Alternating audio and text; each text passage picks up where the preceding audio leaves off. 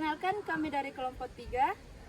Di sini kami akan memaparkan materi tentang evolusi, yaitu petunjuk terjadinya evolusi. Sebelum kita masuk ke materi, kami akan memperlihatkan cara pembuatan poster sebagai bahan presentasi.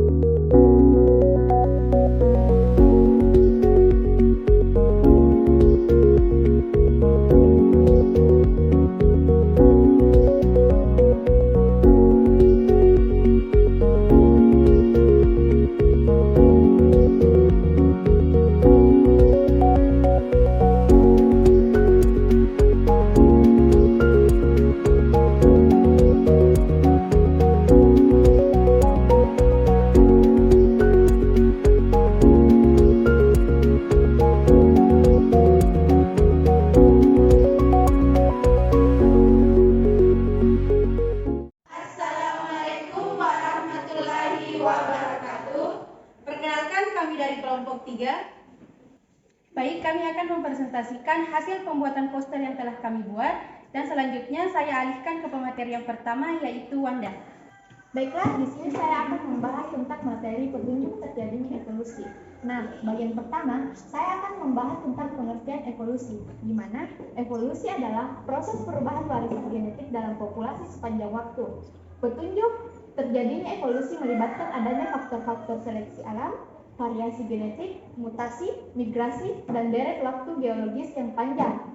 Perubahan dalam spesies dapat diamati melalui fosil, analisis genetik, dan observasi perubahan pada tingkat populasi. Selanjutnya, petunjuk terjadinya evolusi yang terjadi pada beberapa bagian, yaitu peninggalan fosil, variasi makhluk hidup, homologi dan analogi organ tubuh, embriologi dan perbandingan, petunjuk secara biokimia, perbandingan fisiologi organisme, dan alat tubuh yang tersisa.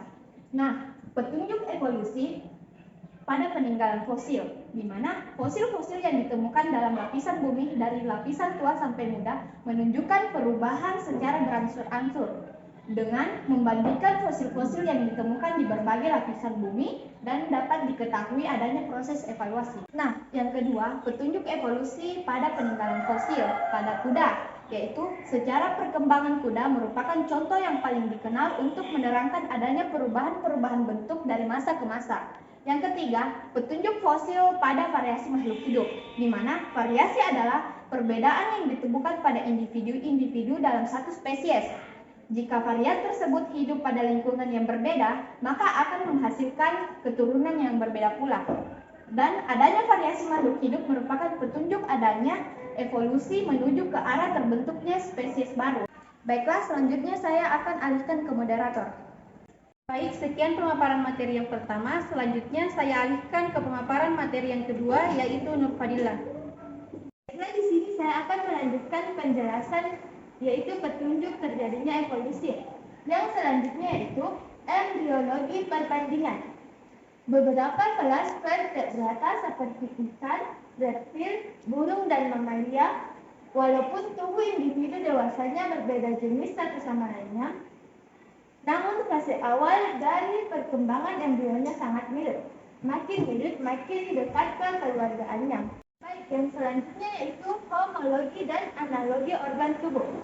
Homologi adalah organ-organ makhluk hidup yang mempunyai bentuk asal dasar yang sama, kemudian berubah strukturnya sehingga fungsinya berbeda. Contohnya yaitu sayap burung, tangan manusia, kaki depan kuda, dan sirip dada paus. Ada juga embriologi perbandingan.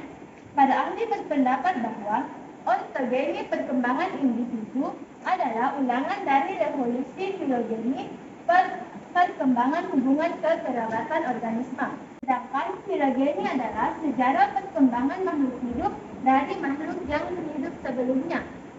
Kaidah ini dianggap terlalu berlebihan karena tidak benar bahwa vertebrata berevolusi dari bentuk ikan menjadi bentuk reptil, kemudian menjadi bentuk berkaki empat.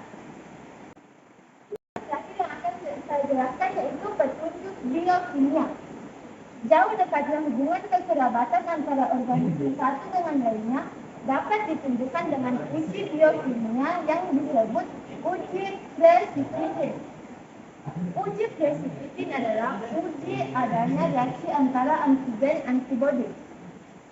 Banyak sedikitnya endapan yang terbentuk akibat reaksi tersebut dapat digunakan untuk menentukan jauh dekatnya hubungan kekerabatan antara suatu organisme dengan organisme lainnya. Mungkin itu yang dapat saya jelaskan. Untuk selanjutnya saya kembalikan ke moderator. Baik, sekian pemaparan materi yang kedua. Selanjutnya saya alihkan ke pemaparan materi yang ketiga, yaitu Wani Mayuni. Baik, saya akan menjelaskan materi tentang petunjuk evolusi dalam perbandingan fisiologi organisme. Meskipun ciri morfologi dan jumlah sel yang membentuk organisme berbeda-beda, namun terdapat kemiripan-kemiripan dalam fisiologinya.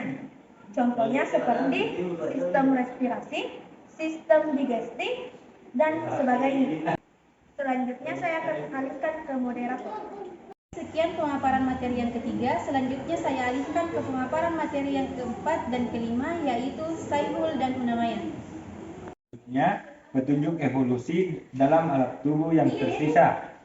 Pada manusia dan beberapa jenis hewan dapat dijumpai berbagai alat tubuh yang tidak berfungsi. Contohnya, umbai cacing pada tubuh manusia, sisa penyusutan sayap burung kiwi, sisa kaki belakang ular piton berupa kuku, gigi pada rahang paus selama masa embrio.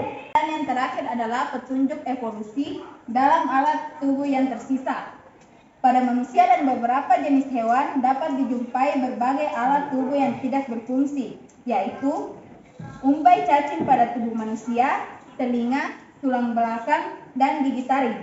Baik, selanjutnya saya akan kembalikan ke moderator.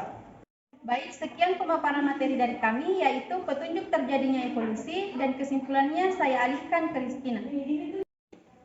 Baik, kesimpulan dari materi petunjuk terjadinya evolusi yaitu menggambarkan bukti-bukti yang mendukung teori evolusi, seperti fosil, homologi struktural dan molekular, penyebaran geografis spesies, serta perkembangan embrio. Dengan mengamati dan memahami petunjuk ini, kita dapat menyimpulkan bahwa evolusi merupakan proses yang terbukti melalui beragam bukti yang ada di alam.